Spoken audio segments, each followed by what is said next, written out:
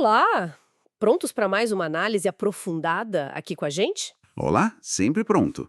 Hoje o tema é, assim, bem quente. A Lei de Improbidade Administrativa no Brasil. A Lei 8.429, lá de 92, sabe? Ela foi bastante mexida pela Lei 14.230, de 2021. Exato. Uma mudança e tanto. E entender o que mudou é fundamental, né? Afinal, a gente está falando de proteger o dinheiro público, garantir a integridade de quem está no governo. Pois é, a própria Constituição já exige isso, essa honestidade, essa probidade. E ela prevê consequências sérias para quem desvia do caminho, né? Sim, e para ajudar a gente a entender essas mudanças todas, temos um material bem didático, esquematizado do professor Antônio Daudi. Ótimo material. E claro, né, o próprio texto da lei atualizada. Não dá para fugir dele. Com certeza. Nossa missão aqui é tentar, assim, cortar o ruído e ir direto ao essencial, o que realmente mudou com a nova lei, sabe? É a pergunta de 1 milhão, né? É, as punições, será que ficaram mais brandas? Como é que funciona um processo por improbidade agora?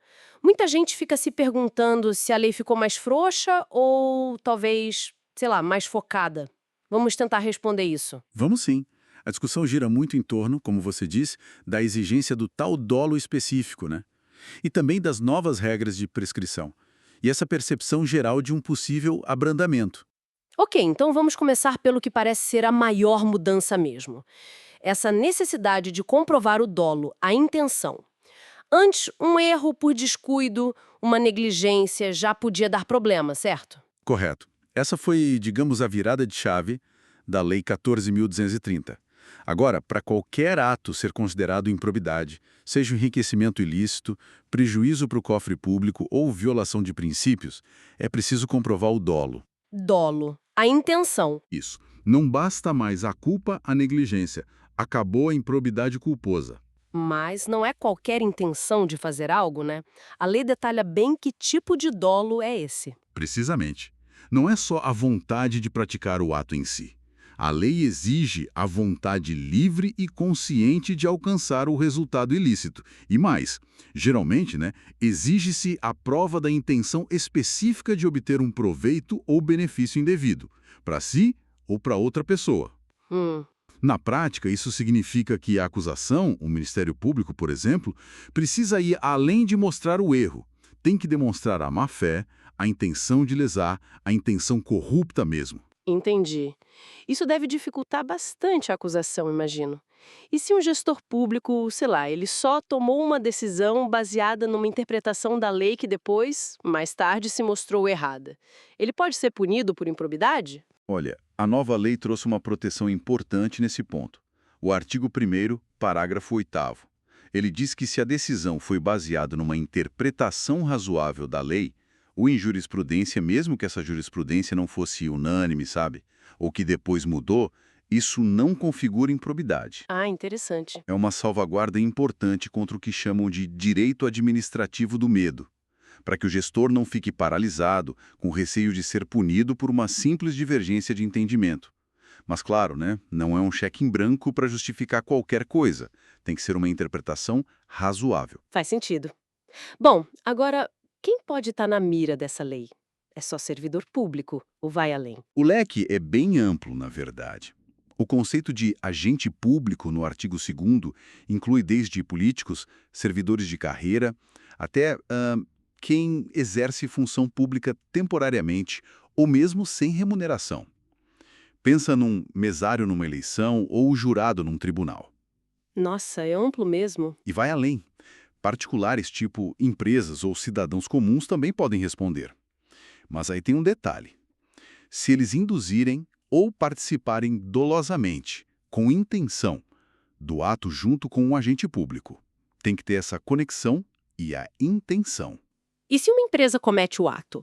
Os donos, os diretores, eles entram na dança automaticamente? São responsabilizados junto? A regra real é que não. O artigo 3º, parágrafo 1º, é claro. A responsabilidade da pessoa jurídica é uma coisa, a dos sócios e diretores é outra. Eles só respondem pessoalmente se ficar provado que eles participaram diretamente do ato e, importante, se beneficiaram diretamente dele. A responsabilidade é limitada à participação deles. Entendi. E tem um outro detalhe importante, o parágrafo 2º do artigo 3º. É para evitar o não bis in idem, a dupla punição. Se a empresa já foi punida pela Lei Anticorrupção, a Lei 12.846, pelo mesmíssimo fato, ela não pode sofrer as sanções da Lei de Improbidade também. Uma coisa ou outra. Ah, bom saber disso. E se o responsável, a pessoa física, falece? A dívida morre junto? Não toda a dívida. A obrigação de reparar o dano ao erário ou de devolver o enriquecimento ilícito, essa não morre. Ela passa aos herdeiros. Só que tem um limite, né? Eles respondem só até o valor da herança que receberam.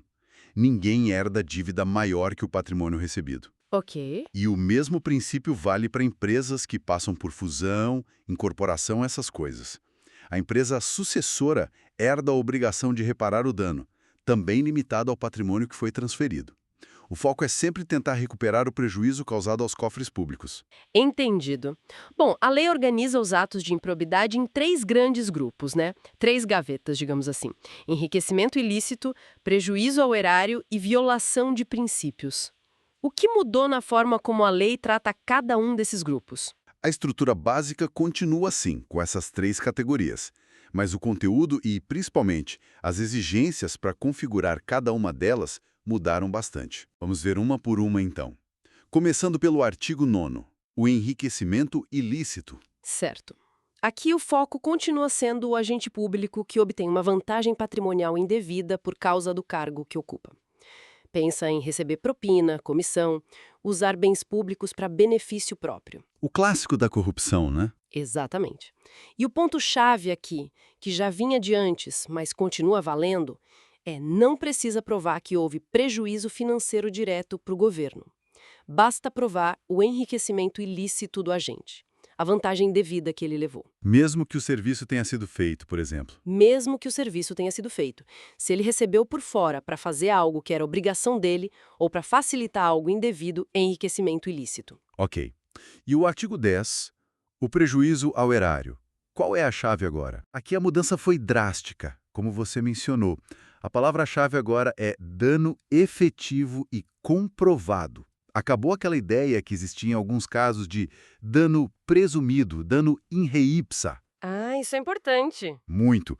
Agora, a acusação precisa comprovar efetivamente a perda financeira para os cofres públicos. Não basta mais, por exemplo, só provar uma irregularidade numa licitação. Tem que mostrar o rombo no orçamento que essa irregularidade causou. E, claro, além do dano, precisa provar o dolo, a intenção de causar esse prejuízo. Então, uma simples perda patrimonial que, sei lá, faz parte do risco normal de um negócio do governo, isso não é improbidade. Exato. O parágrafo 2º do artigo 10 diz isso. A mera perda patrimonial decorrente da atividade econômica normal não configura improbidade, a menos que se prove o dolo específico do agente de causar aquele prejuízo. Isso muda muito a dinâmica dos processos, imagino. E a terceira categoria, a do artigo 11, a violação aos princípios da administração, essa era vista antes como uma categoria Aberta, né? mais abrangente. E deixa eu dizer, essa talvez tenha sido a que mais mudou internamente.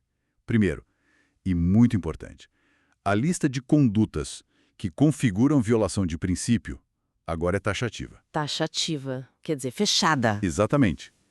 Fechada, se a conduta do agente público não estiver expressamente descrita ali, naqueles incisos do artigo 11, não é improbidade por violação de princípio. Ponto final. Antes, era exemplificativa, podia abranger outras situações parecidas. Agora não mais. Nossa, isso limita bastante. Limita muito. E tem mais. Segundo ponto. Mesmo que a conduta esteja na lista, agora é preciso comprovar 2 coisas adicionais. Primeiro, o dolo específico de obter um proveito ou benefício indevido para si ou para outra pessoa. E segundo, que a conduta teve uma lesividade relevante. Lesividade relevante. O que seria isso? A lei não define exatamente, mas sugere que pequenas irregularidades formais, sabe, aquelas que não têm um impacto real significativo ou que não revelam uma má-fé clara, podem não ser punidas. É quase como aplicar um princípio da insignificância. Entendi. Foco no que realmente importa, talvez. A intenção parece ter sido essa. Tirar do escopo da improbidade as meras ilegalidades ou falhas administrativas que não têm esse componente de má-fé, de busca por vantagem pessoal, ou que não causam um dano relevante aos princípios. E quais condutas ainda estão nessa lista do artigo 11? Tem alguma novidade que chamou a atenção? Algumas clássicas permanecem, como negar publicidade a atos oficiais sem justificativa, ou revelar um segredo funcional que não deveria. Duas novidades que foram muito comentadas foram a inclusão expressa do nepotismo. Que já era proibido por súmula do STF, né? Exatamente, pela súmula vinculante 13. Agora está na lei de improbidade também. E a outra foi a promoção pessoal na publicidade oficial, sabe? Usar a propaganda do governo para se promover. Ah, sim. Viola a impessoalidade. Isso. Mas é fundamental notar também o que saiu dessa lista. Várias condutas que antes eram frequentemente enquadradas no artigo 11 foram revogadas. Por exemplo, o simples ato de retardar um ato de ofício indevidamente ou praticar um ato visando um fim diferente do previsto em lei, o chamado desvio de finalidade. Isso deixou de ser improbidade por violação de princípio. Caramba! Então, na prática, esse artigo 11 ficou bem mais restrito mesmo, focado em condutas com intenção clara de benefício ilícito e com alguma relevância. Exatamente essa leitura. Ok, então vamos supor que ficou comprovado o ato, com dolo, tudo certinho. Quais são as consequências? As penas, as sanções, elas mudaram muito? Mudaram. E de forma bem significativa, dependendo do artigo. Vamos comparar. Para enriquecimento ilícito, artigo 9º, e prejuízo ao erário, artigo 10º. Aqueles considerados mais graves, né? Isso. Nesses casos, as penas de suspensão dos direitos políticos e de proibição de contratar com o poder público tiveram seus prazos máximos aumentados. Podem chegar a 14 anos no caso de enriquecimento e 12 anos no caso de prejuízo ao erário. Eram menores antes. Aumentaram os prazos máximos. Sim, mas a multa civil mudou. Agora ela é, em regra, equivalente ao valor do enriquecimento ou do dano efetivo. Antes podia ser até 2 ou 3 vezes esse valor. A perda do cargo continua prevista nesses dois casos. E, claro, o ressarcimento do dano no caso do artigo 10. Ok. E para o artigo 11, a violação de princípios, aquela que ficou mais restrita. Como ficaram as sanções ali? Aí a mudança foi radical. Para essa categoria, o artigo 11, não há mais previsão de perda da função pública nem de suspensão dos direitos políticos. Pera! Como assim? Quer dizer que alguém pode cometer um ato do artigo 11, tipo nepotismo ou promoção pessoal, com dolo comprovado de obter benefício, e não pode mais perder o cargo por isso, nem ficar inelegível? Pela lei de improbidade, especificamente pelas sanções do artigo 12 para condutas do artigo 11, não. As únicas sanções que restaram ali são multa civil, que também foi reduzida, agora é de até 24 vezes a remuneração do agente. Antes era até 100 vezes, né? Exato. E a proibição de contratar com o poder público por até 4 anos. E, claro, o ressarcimento do dano, mas só se houver dano patrimonial associado, o que não é requisito do artigo 11. Nossa, isso é uma redução muito drástica nas consequências para essa categoria. É, sem dúvida, uma das mudanças mais impactantes e controversas da reforma. A lógica que parece ter sido adotada foi concentrar as sanções mais severas, perda de função, suspensão de direitos políticos, nos casos que envolvem corrupção direta, o enriquecimento ilícito do artigo 9º ou prejuízo financeiro comprovado aos cofres públicos, do artigo 10. Mas como você disse antes, um servidor ainda pode ser demitido por um processo administrativo, né? Mesmo que seja por um ato do artigo 11. Pode. É importante fazer essa distinção. As sanções do artigo 12 da Lei de Improbidade são aplicadas pelo Poder Judiciário, na ação de improbidade. Mas a administração pública tem seus próprios mecanismos disciplinares. Um servidor público federal, por exemplo, regido pela Lei 8.112, pode ser demitido em um processo administrativo disciplinar por uma falta grave, mesmo que essa falta também se enquadre no artigo 11 da LIA. O STJ tem até súmula sobre isso, a 651, confirmando a independência das instâncias nesse ponto. Entendi a diferença. Ok. E essas punições da lei de improbidade, elas só podem ser aplicadas depois que o processo acabar completamente, sem mais nenhum recurso possível? Exatamente. A nova lei deixou isso bem claro, no artigo 12, parágrafo 9º e no artigo 20. A execução de todas as sanções, perda da função, suspensão de direitos, multa, proibição de contratar, só acontece após o trânsito em julgado da decisão condenatória, quando não cabe mais recurso. Certo. E falando em processo, como é que ele começa? E como ele anda agora, depois da reforma? Bom, a ação na justiça, a ação de improbidade em si, pode ser proposta pelo Ministério Público, MP, que é o titular principal. Mas o STF, numa decisão importante, ADI 7042, disse que a entidade pública, que foi lesada, tipo a União, o Estado, o município, também pode entrar com a ação. A legitimidade é concorrente. Ah, então não é só o MP. Não é só o MP. A pessoa jurídica prejudicada também pode. E uma mudança processual relevante foi o fim daquela fase de defesa prévia que existia antes da citação. Agora, se o juiz entender que a petição inicial do MP ou do ente público tem os requisitos mínimos, ele já manda citar o réu para apresentar a contestação, a defesa completa, em 30 dias. E a história de poder fazer acordo. Isso é uma mudança grande, não é? Enorme. É uma das grandes novidades. O artigo 17b introduziu o Acordo de Não Persecução Civil, o ANPC. É basicamente uma possibilidade de negociação entre o Ministério Público e o investigado ou réu. Tipo uma delação premiada, mas na área civil? Não exatamente como a delação, mas é um acordo. Precisa ter a concordância do ente público lesado, ser aprovado dentro do próprio MP e, fundamentalmente, ser homologado pelo juiz. O objetivo mínimo do acordo é sempre garantir o ressarcimento integral do dano e a devolução de qualquer vantagem indevida que tenha sido obtida. E pode ser feito a qualquer momento. Pode, na fase de investigação, durante a ação judicial ou até mesmo na fase de execução da sentença. É um instrumento que busca dar mais agilidade e efetividade na recuperação de valores desviados. Interessante. E aquela medida que às vezes a gente ouve falar de bloquear os bens do suspeito logo no começo do processo, a indisponibilidade de bens, continua valendo? Continua assim, está prevista no artigo 16. É uma medida cautelar, para garantir que lá no final, se houver condenação, tenha patrimônio para pagar a conta, né? Para garantir o ressarcimento. Mas as regras ficaram mais rígidas. Como assim? Antes, o risco do réu se desfazer dos bens, o chamado periculum in mora, era quase presumido em casos de improbidade. Agora a nova lei exige que a acusação demonstre concretamente esse perigo. Não basta alegar, tem que mostrar indícios de que o réu pode tentar dilapidar o patrimônio. Mais uma exigência de prova. Exato. Além disso, o bloqueio agora se limita ao valor do dano ao erário ou do enriquecimento ilícito. Não pode incluir o valor da futura multa civil, por exemplo. E a lei também protege alguns bens, como o bem de família, a não ser que ele tenha sido comprado com dinheiro ilícito, e um limite de até 40 salários mínimos em contas bancárias ou poupança. A ideia é garantir a reparação, mas sem inviabilizar totalmente a vida do acusado ou a atividade de uma empresa durante o processo. Entendi. Proteções importantes.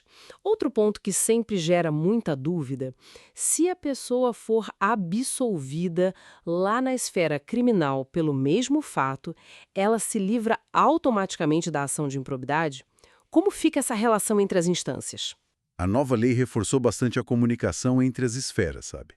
O artigo 21 trata disso. A regra geral ainda é a independência, mas as exceções ficaram mais fortes. E quais são essas exceções? Se a absolvição criminal, já confirmada por um tribunal por um órgão colegiado, negar categoricamente que o fato aconteceu ou negar que o réu foi o autor daquele fato, isso encerra a discussão na improbidade também. Não tem como condenar por improbidade por um fato que o crime disse que não existiu ou não foi cometido por aquela pessoa. Faz todo sentido. E tem mais. O parágrafo 4º do artigo 21 foi ainda mais longe. Ele diz que a absolvição criminal confirmada por órgão colegiado, mesmo que seja por outros motivos, como, por exemplo, falta de provas para condenação penal, essa absolvição criminal impede o prosseguimento da ação de improbidade pelos mesmos fatos. Nossa, isso é muito relevante. Então, mesmo que não se prove o crime por falta de provas, se um tribunal confirmar essa absolvição, a ação de improbidade sobre o mesmo assunto não pode continuar. Pela letra da lei, é isso que o parágrafo 4º do artigo 21 estabelece. É uma mudança que gerou e ainda gera muito debate sobre o alcance e as consequências práticas. Mas está lá na lei. Aumentou bastante o peso da decisão criminal sobre a ação de improbidade. Impactante mesmo. E, para a gente ir caminhando para o final das mudanças, a prescrição. O tempo que o Estado tem para processar por improbidade. Mudou também? Mudou e simplificou. Antes eram prazos diferentes dependendo do vínculo do agente público. Agora, a Lei 14.230 unificou tudo. O prazo prescricional para ajuizar a ação é de 8 anos. 8 anos para tudo. 8 anos para entrar com a ação, contados do dia em que o fato ocorreu. Ou, se for uma infração que se prolonga no tempo, uma conduta continuada, o prazo começa a contar do dia em que essa conduta parou de acontecer. Ok, 8 anos para começar. Mas eu ouvi falar muito da tal prescrição intercorrente. O que é isso na prática? Como funciona? Essa foi outra grande novidade e talvez uma das mais polêmicas. A prescrição intercorrente é aquela que pode acontecer durante o processo judicial. É como se fosse um cronômetro interno do processo. Um cronômetro? Isso. A lei estabeleceu um prazo de 4 anos, que é metade do prazo principal de 8 anos que corre entre as principais etapas processuais que interrompem a prescrição. Por exemplo, entre o dia que a ação foi ajuizada e o dia que saiu a sentença, ou entre a sentença e a decisão de um tribunal superior. Entendi. E se o processo ficar parado por mais de 4 anos entre uma dessas etapas e a seguinte? Aí o cronômetro apita, digamos assim. Ocorre a prescrição intercorrente. E o que acontece? O processo é extinto em relação àquele réu. Ele não pode mais ser punido naquelas sanções de improbidade naquele processo específico. É um mecanismo para evitar que os processos se arrastem por décadas sem uma definição. É um incentivo forte para dar agilidade aos processos, então. Exatamente. Ou uma porta para impunidade, dependendo do ponto de vista e da capacidade do sistema de justiça de cumprir esses prazos, né? Gera bastante debate. Imagino. Mas e a devolução do dinheiro desviado? O ressarcimento ao erário? Isso também prescreve nesses 8 anos ou nesses 4 anos da intercorrente? Aí tem um ponto crucial que não está na lei, mas foi definido pelo STF num julgamento muito importante, o tema 897 de repercussão geral. O Supremo decidiu que a ação para pedir o ressarcimento ao erário, decorrente de ato de improbidade doloso, é imprescritível. Imprescritível. Não acaba nunca o prazo para pedir o dinheiro de volta? Para atos dolosos que causem dano ao erário, não. Mesmo que as outras sanções, multa, suspensão de direitos políticos, proibição de contratar, prescrevam pelos prazos de 8 ou 4 anos, a obrigação de devolver o dinheiro que foi desviado por má-fé não acaba com o tempo. O Estado pode buscar essa reparação a qualquer momento. Uau, essa é uma informação chave. Importantíssimo saber disso. Sem dúvida. Distingue bem a punição da reparação do dano nos casos dolosos. Ok, para a gente fechar essa análise profunda das mudanças, a grande questão que ficou no ar desde o início. Essa lei nova, 14.230, que em vários pontos parece ser mais branda, né? Com a exigência de dolo, o fim da culpa, a prescrição intercorrente, ela se aplica a fatos que aconteceram antes dela entrar em vigor, lá em outubro de 2021? Vale para trás? Essa foi outra questão que o STF teve que resolver num outro tema de repercussão geral, o tema 1199. E a resposta do Supremo foi: a regra geral é a irretroatividade. Irretroatividade, não vale para trás. Em regra, não. Ou seja, as normas mais benéficas da nova lei, como a exigência do dolo específico, as novas regras de prescrição, a lista taxativa do artigo 101, não se aplicam para rever casos que já terminaram, que já transitaram em julgado, e nem para modificar penas que já estão sendo cumpridas na fase de execução. Ah, então quem já foi condenado e não podia mais recorrer, não se beneficia agora. A segurança jurídica do que já foi decidido prevalece sobre a aplicação retroativa da lei mais benéfica nesse contexto da improbidade administrativa, diferente do direito penal. Entendi. Mas tem alguma exceção? Alguma parte da lei nova que vale para trás mesmo para processos em andamento? Tem uma exceção principal e muito importante: a questão da improbidade culposa. Lembra que falamos que a nova lei acabou com a modalidade culposa? Só existe improbidade dolosa agora. Sim. Então, o STF disse que essa mudança específica, a abolição da improbidade culposa, essa sim retroage. Ela se aplica aos processos que ainda estavam em andamento quando a lei nova entrou em vigor, mesmo que o fato tenha ocorrido antes. Ah, então se alguém estava sendo processado só por culpa e o processo não tinha acabado? Exato. Nesse caso, a lei nova se aplica para beneficiar o réu, porque não existe mais aquela infração. Mas atenção, isso não significa que o processo é extinto automaticamente. O juiz precisa analisar se, naquele caso concreto, que era tratado como culpa, não existia, na verdade, um dolo escondido, uma intenção que talvez não tenha sido bem explorada antes. Entendi. Não é automático, mas a regra da culpa caiu para trás. Isso. E as novas regras de prescrição, tanto o prazo de 8 anos quanto a intercorrente de 4 anos, essas também são irretroativas. Elas só valem para os prazos que começaram a contar ou para os marcos interruptivos que ocorreram a partir da entrada em vigor da nova lei, em outubro de 2021. Não se aplica para contar prazos antigos com regra nova. Ufa, foi uma bela varredura, hein? Densa, mas acho que conseguimos cobrir os pontos principais. Sim, as mudanças foram muitas e profundas. Então, tentando amarrar as pontas aqui para o nosso ouvinte, a lei de improbidade mudou, e mudou bastante. O foco agora está totalmente no dolo, na intenção clara de obter um benefício ilícito. Não basta mais o erro ou a negligência. Exato, dolo específico na maioria dos casos. A categoria de violação de princípios, o artigo 11, ficou bem mais restrita, com aquela lista fechada, taxativa e sem as sanções mais duras, como perda do cargo ou dos direitos políticos. Uma mudança drástica ali. As regras de prescrição foram unificadas em 8 anos para começar a ação e criaram essa prescrição intercorrente, de 4 anos no meio do processo. Um mecanismo para acelerar ou extinguir, dependendo do caso. Acordos agora são possíveis, o NPC, e um ponto crucial decidido pelo STF. A maior parte dessas novidades, principalmente as benéficas, não vale para trás para casos antigos já finalizados. A regra é a irretroatividade. Escreve se foi por dolo. Bom, voltando àquela pergunta inicial. A lei ficou mais branda ou mais focada? Sua opinião final. Olha, acho que talvez as duas coisas. Ficou sim mais branda em relação a meros erros administrativos, a interpretações divergentes da lei, a atos sem um dolo claro e comprovado, ou sem aquela lesividade relevante que a lei agora exige para algumas situações. E mais focada? Parece que sim. Teoricamente, ficou mais focada em punir a corrupção intencional, o enriquecimento ilícito e o dano efetivo e comprovado ao erário. Nesses casos, como vimos, algumas penas máximas até aumentaram. A grande questão que fica, na prática, é a dificuldade de provar esse dolo específico que a lei exige agora em quase tudo. A prova do dolo vira o centro de tudo. Vira o grande desafio da acusação. Isso nos deixa com uma provocação final, uma reflexão para quem nos ouve.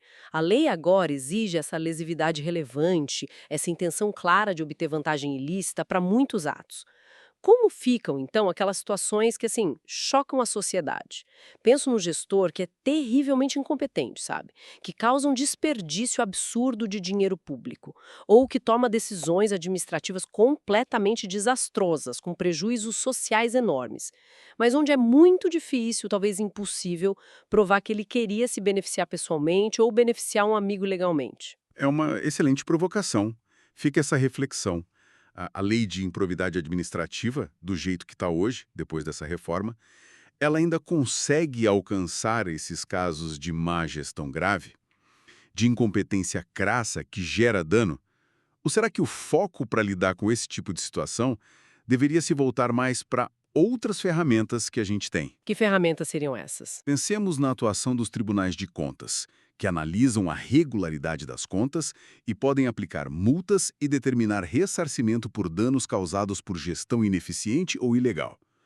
Pensemos na responsabilização civil comum por danos, talvez, ou mesmo na responsabilização política, né? O voto, o impeachment. Então a pergunta é: quais são as ferramentas mais eficazes que a sociedade tem hoje para garantir não só a honestidade, que a Lia tenta pegar com o dolo, mas também a eficiência, a boa aplicação do dinheiro público, a boa gestão? Exatamente.